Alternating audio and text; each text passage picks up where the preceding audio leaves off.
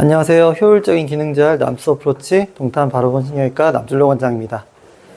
오늘 영상 주제는 라운드 숄더고 해당되는 그 말들을 많이 쓰거든요.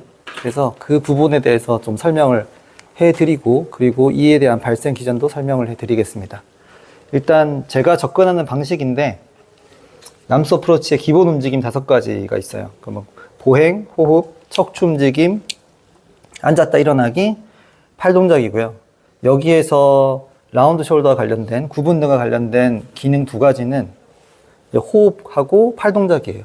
이 2가지를 정상적으로 하는 거에 접근한다라고 이해를 하시면 될 것 같고, 그리고 이 2가지를 정상적으로 만들기 위해서는 기본적인 중재를 4가지 정도를 기본으로 하거든요. 뭐 이거 말고도 여러 개를 하지만 가장 대표적인 4가지를 제가 예시를 들면 복강내압과 호흡, 그 다음에 고관절, 견갑, 안정성, 그 다음에 적절한 가동성입니다. 그러면 여기서 구분등이 있을 때는 복강내압 조절과 호흡을 접근을 하고요. 그 다음에 견갑 안정성을 접근을 하고요. 그 다음에 적절한 가동성을 접근을 합니다. 결국 운동만 한다 그래가지고 뭐 가동성이 회복되고 이런 건 없기 때문에 운동성에 대한 것도 보고 적절한 가동성 훈련도 해야 된다, 이렇게 정리를 해주시면 될 것 같아요. 그래서 그 등이 굽었을 때 고려해야 될 요소거든요. 그러면 1번이 다들 이제 머리가 무겁기 때문에 무게를 좀 빼려고 하시는 경우가 되게 많아요. 무게를 빼려고 하니까 어떻게 되냐면 중력선으로 머리를 넣으려고 하시거든요. 근데 이미 머리는 몸의 그러니까 체중 중심점의 가운데에 있습니다, 항상.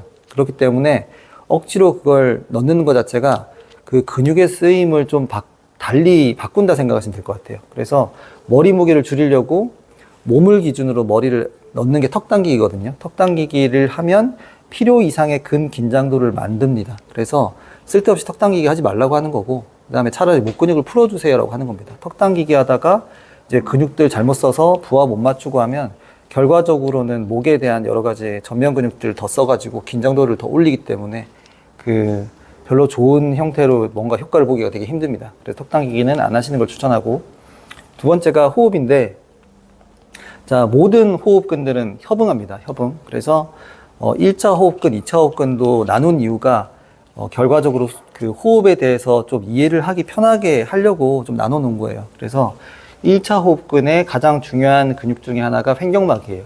걔를 주인공처럼 쓰는 거지 횡격막만 쓰는 건 없어요.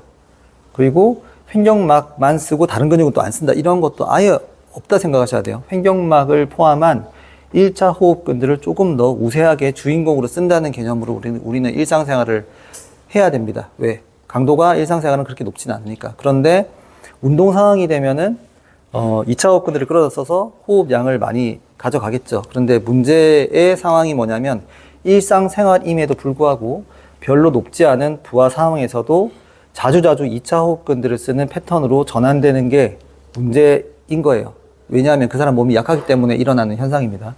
그래서 관리를 못 해가지고 횡격막 기능이 약화가 됐어요. 그때 일어나는 현상이 우세 패턴의 전환이 일어나거든요. 그래서 횡격막은 못 쓰고 다른 2차 호흡근들을 사용하면서 호흡을 하게 돼요. 왜냐하면 살아야 되니까. 숨을 못 쉬면 사람은 죽습니다. 그러니까 일단 숨은 쉬게 해주자, 다른 대타라도 끌어다가 쓰겠다라는 형태로 몸을 쓰는 전략을 바꿔버립니다. 아주 자연스러운 현상이에요. 그래서 보상 패턴조차 목적 지향적 움직임에서 그냥 자연스러운 흐름이다 라고 이해를 해주시면 될 것 같고, 이때 등이 굽는 거에 있어서 가장 이제 조금 기여를 많이 하는 근육이 있어요. 이게 소흉근이거든요. 소흉근은 2차 호흡근이 맞습니다. 그리고 등 굽을 때 목이 빠지는 거에 대해서 또 가장 기여도가 높은 근육이 1차 호흡근이지만 사각근이에요.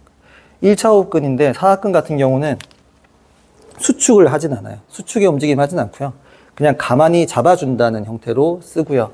그 다음에 흉시구세 패턴으로 전환이 되면 그때부터는 사각근을 수축을 하기 시작합니다.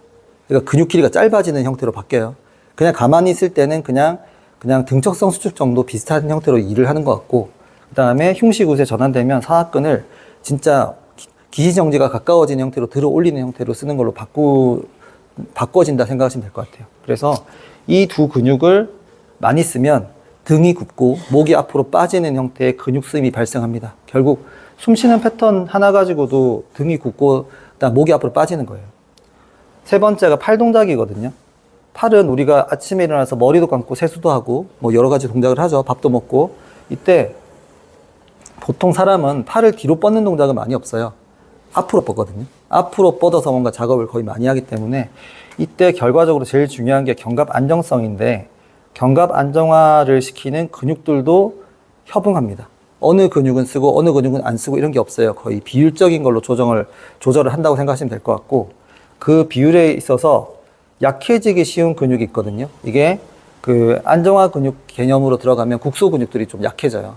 그럼 그 역할을 하는 근육이 뭐냐면 전거근하고 중간하부 승모근인 거예요. 그러면 전거근, 중간하부 승모근이 이제 약화가 되니까 결과적으로는 협응을 만들 때 다른 근육을 우세하게 써서 견갑 안정성을 확보를 하거든요.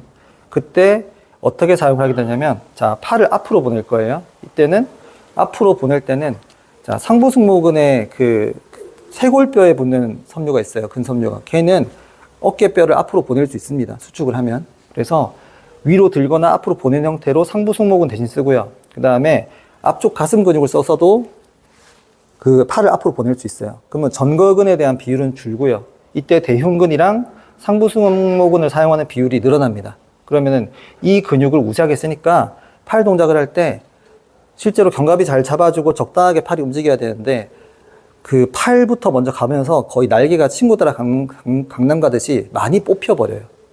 그러면은 이 근육들을 또 과하게 쓰니까 이 근육들은 긴장 상태가 만들어지겠죠. 그러면 많이 썼으니까 근육 자체는 좀 단축의 형태가 일어나요. 그러면 결과적으로는 가만히 있는데 날개뼈가 여기 있어야 되는데 이렇게 벌어지는 형태가 만들어지는 겁니다. 결국 이것도 협응이기 때문에 이 근육을 많이 쓰면 줄다리기 하는 형태로 반대편에 대한 근육은 늘어나는 형태로 레디 상태가 되겠죠. 그게 등 근육이에요. 그럼 중간하부 승모근은 약화가 됐는데 이미 이 근육을 또 대신 쓰면서 더 늘어나는 형태로 못 쓰게 되는 이상한 상황이 발생하는 겁니다. 그래서 등이 어깨가 굽고 날개가 바깥으로 빠지면서 말리는 이상한 그 체형이 나오는 거예요. 그래서 그 앞으로 뻗는 동작에서 많기 때문에 말리고요. 그 다음에 뒤로 보낼 때는 뭐 중하부 승모근 잘 잡고 팔 뒤로 가야 되겠죠. 근데 그걸 잘 못 써요. 그러면 결국에는 뒤로 보내고 싶으니까 다른 근육을 대신 써요. 그때 쓰는 게 또 견갑 안정성 대신 비슷한 역할을 하는 게 광배근입니다. 중하부 승모근은 흉추뼈에서 견갑으로 붙거든요. 근데 광배근은 팔로 붙어요. 결국 계속 이런 패턴을 쓰게 되면 견갑은 더 덜렁덜렁한 형태가 됩니다. 그래서 견갑 안정성이 점점 더 나빠지는 형태가 되고, 그러면서 견갑 상완 리듬이 다 깨져요. 깨지는 형태로 해가지고 동작을 계속 하게 되니까 결과적으로는 팔 무게로 움직이는 여러 가지 부하 상황에서도 정상적인 근육쓰임을 만들 수 없는 몸 상태가 되니까 이상하게 쓰시다가 일정 시간이 지나면 불편해요, 아파요 라고 해서 병원을 오시는 겁니다. 그리고 결국 사람은 가만히 있는 경우도 있잖아요. 팔 안 쓰고. 이때 굉장히 상부 승모근을 많이 썼다 그러면은 어깨의 높이가 상승하게 돼요. 견갑의 위치는 흉추 2번에서 7번 사이에 위치를 한다고 돼 있거든요, 일반적으로. 그런데 물론 모든 사람이 그 위치에 있지는 않습니다. 사람마다 틀리기 때문에 대략적인 기준을 정하는데, 일단 어느 위치보다 어깨 높이가 두 개가 다르다 그러면 조금 의심은 한번 해봐야 되겠죠. 근데 어깨가 올라가 있네 그러면 상부 승모근에 대한 보상 사용이 증가되었나를 의심을 한번 해봐야 되는 거고, 근데 어이없게 견갑에 대한 근육들이 다 이제 만신창이가 돼서 지쳤어요. 그러면 가만히 있는 팔을 이렇게 내리고 있는 상태에서도 팔 무게도 못 버텨서 축 처지기도 하거든요. 그게 이제 옷걸이 어깨예요, 옷걸이 어깨. 옷걸이처럼 이렇게 축 처지는 형태. 그럼 팔 무게도 못 버티는 사람인 겁니다. 그러면 그런 분들은 이걸 갖다가 어깨가 내려갔으니까 위로 올릴 거야, 슈러그를 운동을 한다. 개선이 안 됩니다. 그래서 내려갔네 올리자, 올라갔으니까 내리자, 이런 개념으로 접근을 하시면 안 돼요.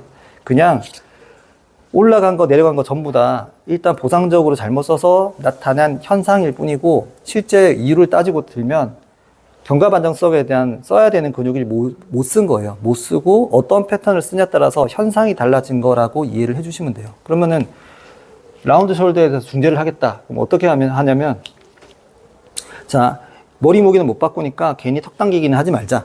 두 번째, 복강내압 조절 훈련에 있어서 국소코어 관점에서 횡격막을 우세하게 쓸 수 있는 강도 설정을 해서 훈련을 하자. 세 번째가 팔 동작할 때 전거근 중간하부 승모근에 대한 약화가 의심이 되니까 이 근육을 주인공처럼 쓸 수 있는 강도를 찾아서 이 근육을 훈련을 시켜주자. 여기서 빠진 게 이미 관절이 굳어 있을 수도 있잖아요. 그래서 적절한 관절에 대한 가동성을 하자. 그러면은 결국 등이 굽어 있고 하니까 등에 대한 척추에 대한 관절 가동에 대한 운동을 하겠죠. 가동성 훈련을. 그러면 구부리고 피고 하면서 관절에 대한 가동성은 하면 되고, 돌리고도 마찬가지. 그러면 그걸 적절하게 하다 보면 등이 펴집니다.